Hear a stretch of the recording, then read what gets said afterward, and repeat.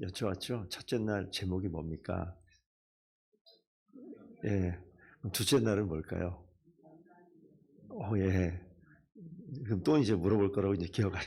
오늘은 뭐죠? 예. 순복, 순종과 복종 이런 이야기입니다.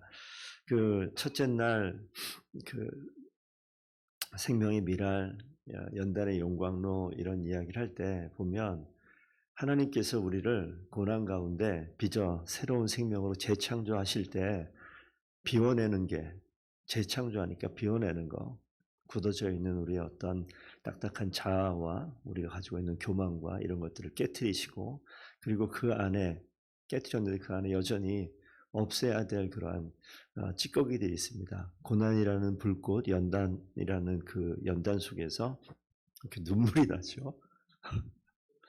원래 그런 거예요, 새벽에? 늙어서 그런 거예요? 저도 아는데, 그렇게 하니까 더 눈물 나려 그러네. 비워내서 우리 가운데 있는 찌꺼기를 태우는 거예요. 그러니까 하나님께서 정말 진짜 하나님 원하시는 생명으로 만들기 위해서 비워내는 과정이 있고요. 이제 3일 동안은 그러면 하나님께서 어떻게 채워가시는가를 좀 살펴보고자 합니다. 육신이라는 게 그래요. 우리가 좀 위로가 될 만한 것이 예수님이 오셔서 공생애에 딱 등장을 하셔서 우리가 메시아다라고 이야기를 하는 걸 들었지 않습니까? 그 모습 속에서는 전혀 약함이 보이지 않아요. 그렇죠. 뭐 질병 있는 거 다 물리치시고요. 심지어 죽음도 그냥 생명으로 바꿔버리는 그런 모습. 그러니까 사람들이 봤을 때 뭐 하나 흠잡을 것 없고 저분이 우리의 왕이 되시고 메시아가 되시면 모든 것이 만사형통될 것 같은 그런 모습이 예수님의 모습이었습니다. 그래서 우리가 신앙생활하게 되면 마치 그것을 요구하고 기대하고 바라는 모습이 우리 각 사람들에게 있어요. 근데 그게 이상하진 않습니다. 그런데 예수님이 하나님이시잖아요. 근데 하나님이 육신이란 틀 안에 갇혀 들어오셨습니다. 이 부분을 꼭 좀 생각하셨으면 좋겠습니다. 오늘 읽은 본문은 지금 겟세마네에서 기도하시는 장면입니다. 그 가운데 예수님을 한번 좀 생각하면서 어떤 능력을 바라고 주님은 다 하실 수 있습니다. 주님의 뜻이라면 진짜 내 인생을 바꾸실 수 있습니다. 이런 기도를 함께 할 때 앞에서 기도 인도를 한다거나 설교 가운데 그런 우리가 문구를 그런 말씀을 메시지 듣게 되면 우리는 간절한 소망이 있어서 아멘으로 나도 그렇습니다. 하나님 그렇게 될 줄로 믿습니다라고 반응하지만 하나 더 생각해 볼 부분이 있습니다. 예수님께서 육신의 틀 안에 갇혔다라고 얘기하는 것은 이거는 우리가 겪는 거예요. 예수님이 먼저 겪으신 거예요. 육신 속에 있게 되면 안 되는 것이 한두 가지가 아닙니다. 우리 육신 가운데 있잖아요. 어제 몇 시간 주무셨습니까? 눈빛을 보면 눈이 지금 막 껌뻑껌뻑 하시는 분, 잘 못 주무신 분, 한 8시간 이상 주무신 분은 눈이 반짝반짝하고 육신이 그냥 그 모양인 거예요. 안 돼요. 피곤하면 잠이 몰려오고요. 배가 고프면 앞뒤가 안 보이는 일이 생겨납니다. 그리고 좋은 것을 보게 되면 눈이 계속 갈 수밖에 없는 게 육신의 약함이에요. 근데 그게 누구에게 있느냐? 예수님이 있으셨어요. 그 길을 먼저 가셨어요. 그래서 우리가 오늘 있는 이 본문 내용을 보시게 되면 예수님이 십자가 지시기 바로 전날 밤에 그 육신의 욕구가 가장 강력하게 나타나는 일입니다. 그런 시기입니다. 겟세마네 동산이었고요. 여기에서 우리가 육신 이야기할 때 나의 뜻 이렇게 이야기하잖아요. 나의 뜻이 강력하게 나타나는 거예요. 우리가 새벽 예배를 쭉 예배를 드리고 말씀을 묵상하고 하나님 뜻대로 살아야겠다라고 우리가 마음으로 결단을 하는데 이 마음이 어디에 있습니까? 육신에 갇혀 있어요. 그러니까 하나님의 뜻을 알았고 바랬고 결정을 했는데 육신 안에 있는데 이 하나님의 뜻을 분명히 알았음에도 불구하고 내 몸이 어디로 가요? 내 욕망을 붙잡는 곳으로 가요. 내가 원하는 곳으로 가요. 그래서 이것이 치열한 영적인 전쟁터가 되는 장면을 눈으로 보여주는 것이 오늘 본문의 말씀입니다. 십자가의 길을 가야 된다. 고난을 피하고 싶은 욕망이 육신 가운데 있어요. 그렇기 때문에 앞에 있는 목사도 오늘 예배하는 새벽 예배 참석을 성도님들도 하나님의 뜻이 분명히 무엇인지 알겠는데 육신 안에 있을 때 이게 치열하게 싸운다는 거죠. 예수님조차도 십자가의 그 고통 앞에서 뭐라고 말합니까? 이 잔을 내게서 옮기시옵소서. 저는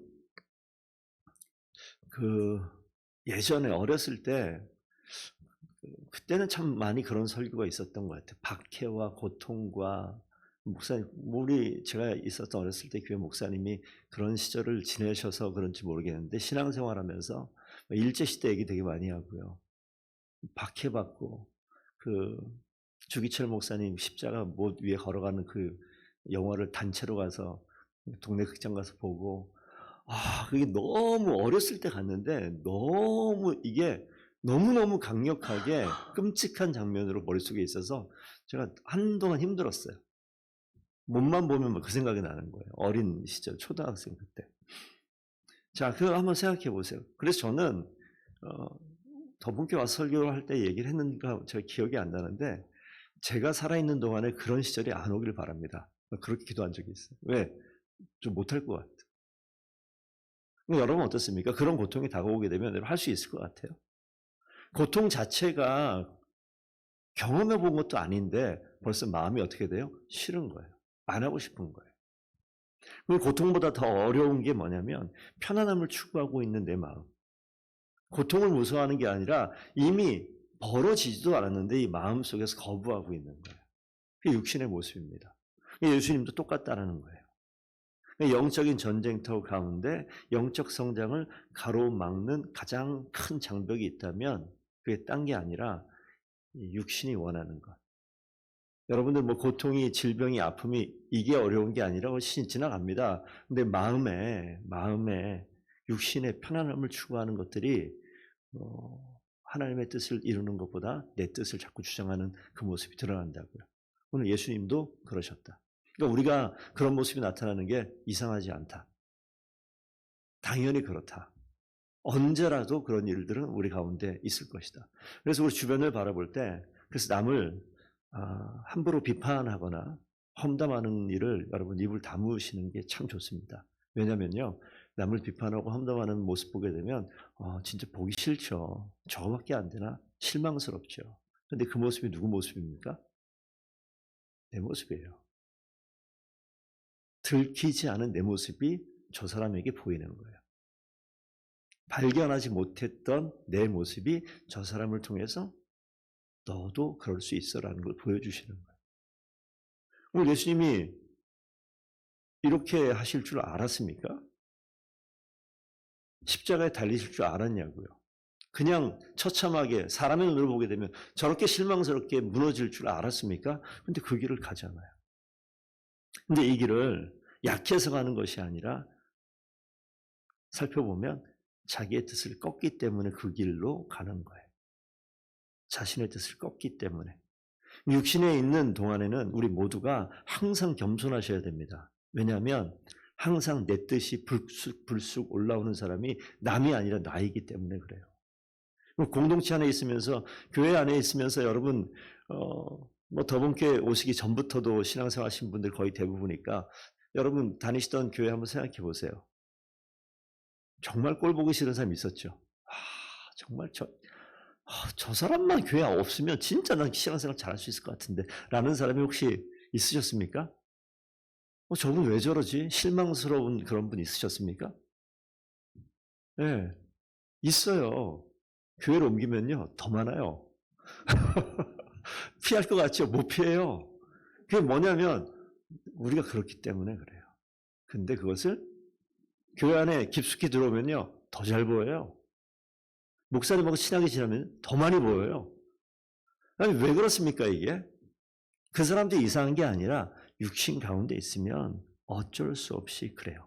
외부 환경 때문에 그랬다, 뭐 때문에 그랬다, 뭐 때문에가 아니라 그냥 그렇게 생겨 먹었어요. 육신 안에 있는 우리 모두는. 그걸 아셔야 됩니다. 그래서 이 내 자아를 꺾는 것, 이게 진짜 큰 고통입니다. 누가 아무 말도 안 해도 내 자아를 꺾어내는 것, 이거는 내 스스로 주님 앞에 있을 때 가장 큰 고통은 그 고통이에요. 예수님께서 표현하시잖아요. 땀방울이 뭐가 되도록? 핏방울이 될 것처럼. 이게 지금 자신의 뜻을 꺾는 과정이에요. 그러니까 우리가 과연 이게 그냥 흘리는 이런 묘사된 것이 아니라 예수님이 이 육신 안에 있을 때 예수님조차도 우리와 동일한 똑같은 고통을 겪으셨기 때문에 이 자아를 꺾어내기 위해서 이 자를 내게서 옮기시옵소서라고 얘기했잖아요. 그런데 내 뜻대로 마시옵고 누구의 뜻대로? 아버지의 뜻대로 하옵소서라고 얘기하면서 그 과정이 어떻다고요? 내가 성공하지 못해가지고 답답해서 이거를 성공하기 위해서 간절히 땀방울이 핏방울처럼 그런 기도가 아니에요. 내 아이가 고통당하고 질병 때문에 고통당하고 있어서 그 아이를 낫게 해주십시오라고 간절히 기도하는 부모들은 많습니다. 우리 집안의 형편이 갑자기 가업이 무너져서 이거 살아나야 됩니다라고 정말 간절히 기도하는 사람 많습니다. 진짜 땀방울이 핏방울처럼 변할 듯이 얼굴이 시뻘개져 가면서 간절하게 기도하는 사람 많습니다. 하지만 이 내 뜻이 하나님의 뜻 가운데 순종하고 복종하기 위해서 땀방울이 핏방울처럼 되는 그런 기도를 하는 사람들은 잘 찾아보기 힘들어요. 그럼 어디에서 나타나는 거예요? 여러분 홀로 있을 때 하나님 앞에서 이런 모습. 처절한 몸부림이죠. 자신의 뜻을 온전히 부인하기 위해서 처절하게 몸부림치는 겁니다. 억울함이나 가난이나 고통이나 이런 우리 고통이라고 얘기하는 이 차원하고는 전혀 달라요. 하나님께서 하나님의 뜻을 심어주기 위해서 그것 아예 듣지도 않죠. 딱딱해 굳어가지고 그 말씀은 내 말씀이 아니라 저 설교 말씀은 우리 이 집사님이 김 집사님이 송 목사님이 들어야 되는 설교네. 이게 아니라 나에게 하나님께서 하시는 그 말씀이라는 것을 그러니까 이 스스로 나의 욕망과 계획을 찢어내는 내면의 고통을 지금 예수님께서 보여주시는 장면입니다. 곰곰이 기도하는 자리에 눈을 감고 5분, 10분 있으면 하나님이 다 보여주셔요. 기도의 시간이 있어 본 분은 다 하실 거예요. 다 보여주셔요. 다 알게 하세요. 보고 알고 다 알겠는데 하나님 2026년 아닙니다. 내년에 하시옵소서. 하나님 이번 달은 아니에요. 다음 달까지만 참아주세요. 뭐예요? 내가 편안하고자 하는 그런 이 마음에 내 뜻이 여전히 살아있는 거죠. 그래서 순종과 복종이 뭐라고요? 고통이라고요. 고통. 순복의 고통. 근데 고통만 있는 것이 아니라 능력이 그 가운데 있는 줄로 믿습니다. 아버지의 뜻에 온전히 맡기는 순종과 복종의 능력. 철저히 순종할 때 이 안에서 재창조의 역사가 시작되어지는 줄로 믿습니다. 어려워요. 하지만 그렇게 할 때 희재가 못 걷죠? 희재가 못 걷죠 아직? 어느 순간 쓰잖아요. 쓰면 거의 다 된 거 아니에요? 비틀거리면서 한 발, 두 발 내딛기 시작하고 넘어지기도 합니다만 서게 되면 그 다음부터 걷는 것은 제가 말씀을 드린 이유가 그겁니다. 내 원대로 마시옵고 아버지의 원대로 되기를 원하나이다 라고 기도로 고백하면서 땀방울이 핏방울처럼 계속 흘러가고 고백은 했으나 여전히 진짜 온몸이 핏빛으로 물들 만큼 그런 고통이 있습니다. 그리고 실제 오늘 읽은 본문에 없습니다만 십자가의 길을 가시고 순종의 길을 가시죠. 그러니까 내가 내 삶을 주도하지 않아요. 내가 내 삶을 통제하지 않아요. 나의 주도권과 통제권을 누구 다른 사람에게 맡기라는 게 아닙니다. 하나님께 맡기는 거예요. 우리 가정에서 우리 자녀들과 공동체에서 우리 목장 식구들과 함께 있다 보면 이 주도권 싸움들이 있어요. 의견의 충돌이 있습니다. 충돌이라고 얘기하지 않아도 의견이 다른 것들이 있습니다. 근데 이것이 부드럽게 흘러갈 때 이게 참 이 모임이 좋다. 이 공동체가 좋다. 이 가정이 화목하다라고 얘기하는데 부드럽게 흘러가기 위해서 A라는 고집센 사람과 B라는 더 고집센 사람이 부딪히면 어떻게 되겠습니까? 부드러워요? 고집 정말 센 우리 김 집사님과 고집 진짜 센 이 집사님이 자기의 두 의견을 이렇게 하게 되면 이게 어떻게 되겠습니까? 중요한 거는 둘 중에 한 사람이 내 통제권과 주도권을 내려놓고 상대방의 의견에 따라가 주면 어떻게 됩니까? 우리 다 경험해 보잖아요. 부드럽게 흘러가는 거예요. 나의 뜻과 하나님의 뜻이 이 가운데 처절하게 부딪힐 때 여러분 정답을 가르쳐 주세요. 죽을 것 같고 정말 싫어도 그냥 죽는 거예요. 죽음을 선택하는 겁니다. 그래서 아버지의 뜻을 따라가는 거죠. 통제권을 내어드리고 주도권을 포기하고 항복하는 것. 그 십자가의 죽음이 그래서 끝이 아니라 부활의 생명이 시작된다라고 말씀하고 계신 겁니다. 죽음이라고 생각하고 그 다음을 전혀 생각하지 못하고 그냥 끝이라고 생각하는데 아니요. 이 결단하는 거예요. 순복의 고통으로 끝나는 것이 아니라 재창조된 생명이 이 가운데 내 삶을 바꿔버리기 때문에 그것이 능력으로 뒤바뀝니다. 그래서 죽음은 끝이 아니라 통로가 되는 거예요. 우리 성도들께서 실천하십시오. 가정에서 내가 아내에게 남편에게 죽는 거예요. 그게 죽는 겁니다. 그러면 하나님께서 날 죽이는 것이 아니라 전혀 발견치 못했던 새로운 생명으로 가정을 완전히 바꿔버리는 놀라운 역사가 나타나게 됩니다. 그걸 안 하기 때문에 그 모양인 거예요. 끝까지 그 모양인 거예요. 다 잘 나가다 꼭 마지막에 그 얘기해요. 이렇게 된 게 그 사람이 요것만 안 했으면 내가 이렇게까지 안 해요. 요것만 안 했으면 하고 요만큼은 끝까지 이야기하더라고요. 그러면 어떻게 돼요? 그것 때문에 그냥 끝나는 거예요. 요것만 그러면 내가 죽으면 아니야 이게 이렇게까지 될 일인가?